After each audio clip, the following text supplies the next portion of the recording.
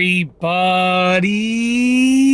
I'm here today to show you and tell you how to sleeve a Pokemon card properly. This will be a step-by-step tutorial with super easy instructions, so let's get right into the video. So essentially, if you have a Pokemon card and you want to sleeve it properly, this is the video for you. Now, this is just one of my son's Pokemon cards that I kindly asked him if I could borrow for a video, and he gladly said, "Of course, Dad. Of course." I bought the packs for him anyways, but with that being, well, at least this pack, when he got this pack, because he bought a few of them himself with his piggy bank money, and I bought a few for him with my wife, and blah, blah, blah.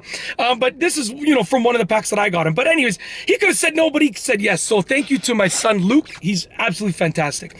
So essentially, this is how you sleeve a Pokemon card properly. For those of you that don't know, I used to collect Pokemon cards. I was really big into them, and I stopped and got rid of them a long time ago. I haven't opened a Pokemon pack in probably close to 20 years, give or take. And I do have a couple packs that I bought that I will be opening for the first time in a future video.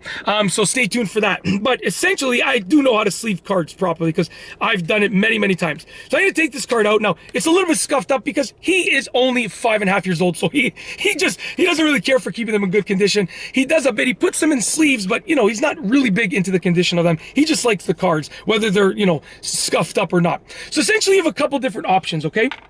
You have something called like a penny sleeve, which is just a thin little, very sort of like fragile little sleeve. You have what's called a top loader, which is a thicker plastic sort of sleeve.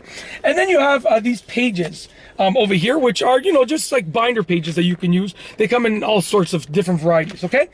So, as a rule of thumb, okay, when you're loading a card into a sleeve, when you're sleeving a Pokemon card, you want to avoid touching it along the edges. So this card's already scuffed up, as you can see the whitening over there, but you want to avoid getting this happening. So you don't want to touch it on the top, the sides, the bottom, okay? You want to avoid touching the edges if you can. If you have to touch them, just very gently. You want to even put your hand on an angle like this so it can rest. Instead of having to grab it, it can rest, okay? You want to generally try and grab it like this in the top section, and that's because I'm assuming you're going to be sleeving holographic rare cards, and the holographic cards are generally holographic over here. You want to go towards the outside, but you don't want to grab it right at the corner because that can cause bending. So somewhere in here towards the up, like not in the middle because it's hard to control it like that, around the outside but not right at the edge. So somewhere like this, grab it very gently but also firmly enough that you're not going to lose it. Then you want to get your sleeve. You want to open up your sleeve. As a rule of thumb with these penny sleeves, you can just sort of slide your fingers like that, okay? Slide your fingers like that. You want to put the edge of the card in there like that, and then you can slide it down. So just so you can see right here, then you can slide it down just like that. Very, very gently, very carefully. You don't want to scuff up the card. If it's an expensive card, if it's a rare card, if it's a sentimental card, you don't want to scuff it up, okay? So you can do that. Then what you can do is you can also put them in the top loader instead. So do the same thing that I said, but with the top loader, you can't really slide it across. You got to kind of open it up. And with the top loader, I would recommend that you try and make sure there's no dust in it if possible. There is going to be some dust, but try and make sure there's no dust in it. I use my finger to hold it open like that, and I would slide the card in. Once the card is in, right? Once the card is in a little bit, you can release it. Now, as an added bonus, if you really want to keep a card in good condition, you can get a penny sleeve like this and put the card in the penny sleeve and then put the penny sleeve in the top loader. As long as it's a nice and tight penny sleeve. This is a penny sleeve that is meant for top loaders. So I put it in the penny sleeve, and then now I can put it inside of the top loader too. And now you have a double protection, okay? Just like that. Now, if you're using a page like this, the same thing applies.